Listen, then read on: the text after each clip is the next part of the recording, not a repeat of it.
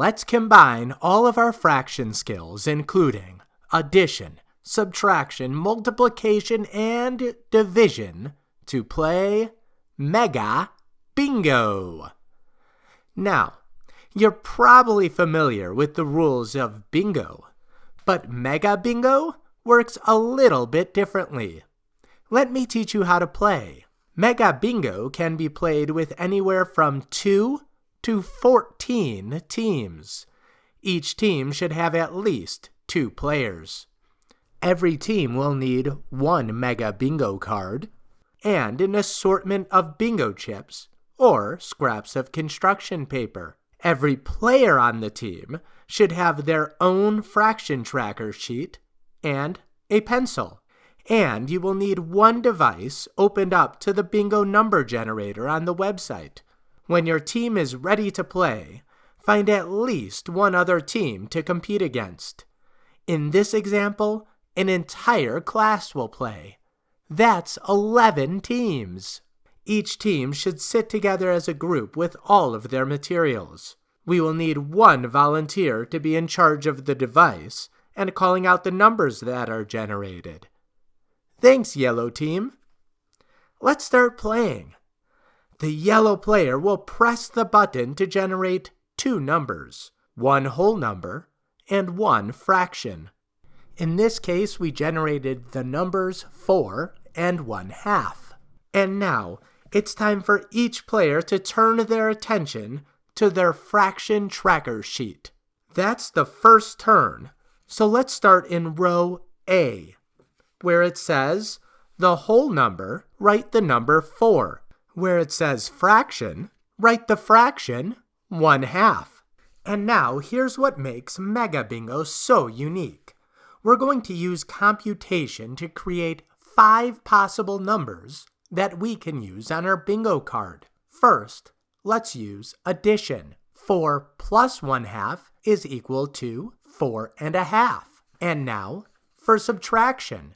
4 minus 1/2 is equal to 3.5. Now for multiplication. 4 times 1/2 is equal to 2. You will notice there are 2 columns that say division. That's because we can get 2 different answers whether we're doing 4 divided by 1/2 or 1/2 divided by 4.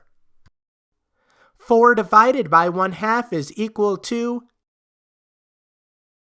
8. 1/2 divided by 4 is equal to 1/8. Teams can choose to mark one of these 5 numbers on their bingo card. Let's take a look at the yellow team's bingo card. On their card, they have the numbers 4.5, 2, and 8. They will need to choose one of those numbers to put their bingo chip. They chose to put their chip at the number 8. They should also circle the number 8 on their fraction tracker sheet to show that's what they chose for row A. Once you circle that number on your fraction tracker sheet, you cannot switch the placement of the bingo chip to one of those other numbers. It is possible that your bingo card will not have any of those 5 numbers that were generated. In that case, don't circle anything on your fraction tracker sheet. Oh, and don't forget to place a chip on the free space.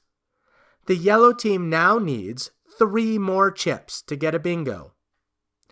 The objective of Mega Bingo is to be the first team to get 5 chips in a row, horizontally, vertically, or diagonally. Continue playing the game this way, calculating numbers on your fraction tracker sheet and placing chips on the bingo card until somebody calls out, "Bingo!" In this case, the red team thinks they have bingo. When a team has bingo, they must share their bingo numbers and from which row each number was generated to make sure their calculations were correct. In this case, the red team's work checks out. They win the game. But don't worry, other teams. Just keep playing. You'll get them next time. And now, you're ready to play Mega Bingo.